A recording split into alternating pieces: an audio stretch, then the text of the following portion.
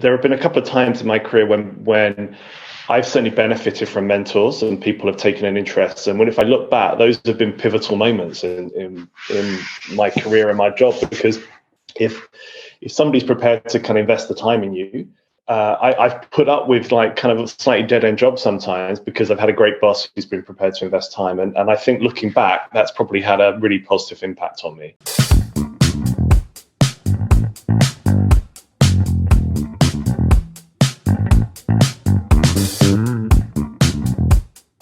So my name is David Swindin. I am the chief executive of a company called Cubico, which is one of the world's largest privately owned renewable energy companies. It's based in London.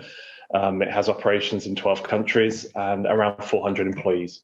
So the chief executive is responsible for strategy of the company. It's responsible for the day-to-day management of everything that really goes on. So and one of the important roles as well is to liaise with the owners, who are two very large Canadian pension funds. So a lot of my interaction is to be the bridge between the owners and the employees, and to wear both hats in reality. In terms of size, we have assets of around $6 billion. So it's a fairly substantial company. So I grew up in Rochester in Kent, came from a relatively normal working class family. I'm the youngest of 5 kids. My dad was a docker. My mum worked in the local supermarket. So, we were a fairly normal family, I think. But I was lucky. I went to a decent grammar school, which in those days, you didn't need to have money or training to get to in reality. And I didn't, I guess I'd assumed I would go to university. That was the normal assumption that you would do. But my parents were not particularly wealthy, and finances were a little bit of an issue. And at the age of 18, I decided that I would, instead of going to university, go and get a job in the city. So I went up and randomly got a job in a bank. I don't think I wanted to do that. It wasn't necessarily something I had a lifelong plan to be in banking, but it just happened basically. So and my intention initially was to go to university in a few years' time. In those days, if you waited, I think 3 years, then you got a full grant and you didn't have to rely on your parents' support. So it was kind of important to me that I was able to do that. So I started in the city and delayed my place at university for a year, and then the following year delayed it again. And then after 2 years, I thought, you're not really going to go, are you? So I kind of fell into a job without really too much thinking about it, if I'm being honest. It was a bit of a culture shock, I have to say, from, doing my paper round and working in Halfords, whatever I was doing at the time, to suddenly be wearing a suit in the city. So, yeah, and as I said, I didn't think too deeply about it, really. It was just something that seemed like the right thing to do at the time. And I don't think I had long-term aspirations, really. As I said, probably in earlier life, I would have thought about joining the army or doing numerous other things, but certainly banking wasn't on the agenda. I didn't know anyone who was in banking, and my family didn't come from that background. So it was all a bit of a surprise, really. I very quickly learned to probably drop my Kent accent and speak a little bit differently.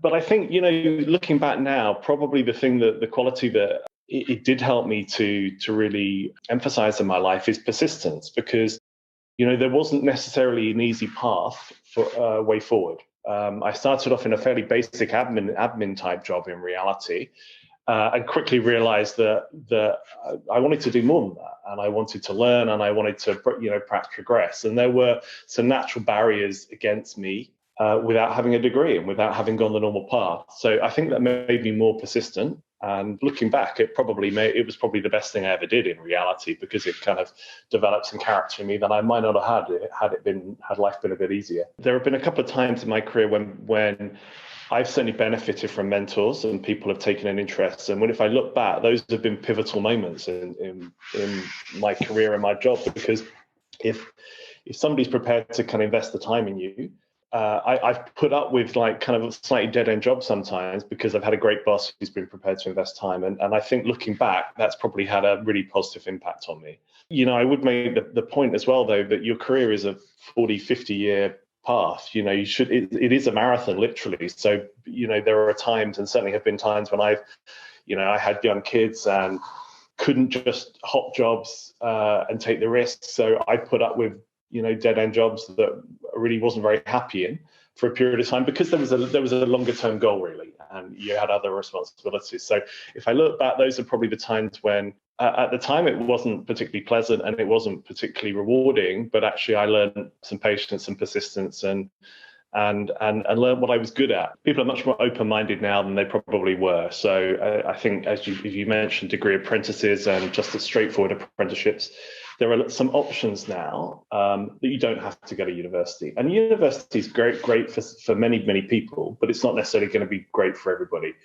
And I think particularly the financial pressures now are intense on people. So for many people, it isn't going to be an option to go because there just isn't the help available. So I would say to people that there are other options available. You need to find something that's really going to help you fulfill your goals, but don't necessarily feel you have to conform to the society's norms and immediately assume that university is the right path for you.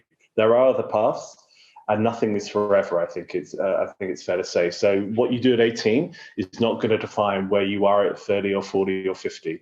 Well, certainly be inquisitive, I think. So, if you're going for interviews, do your research, have some interesting questions to ask, ask about the culture, ask about these things that are important to you.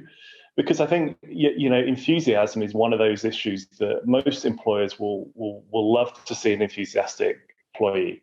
So yeah, the fact that you've done some research, the fact that you've asked some questions, I think is pretty important. And, don't be afraid to take control of your career. Have a plan, make it realistic. I mean, it's all very well saying I want to be CEO, but think about what the next step is. Think about where you want to be in 3 or 5 years' time.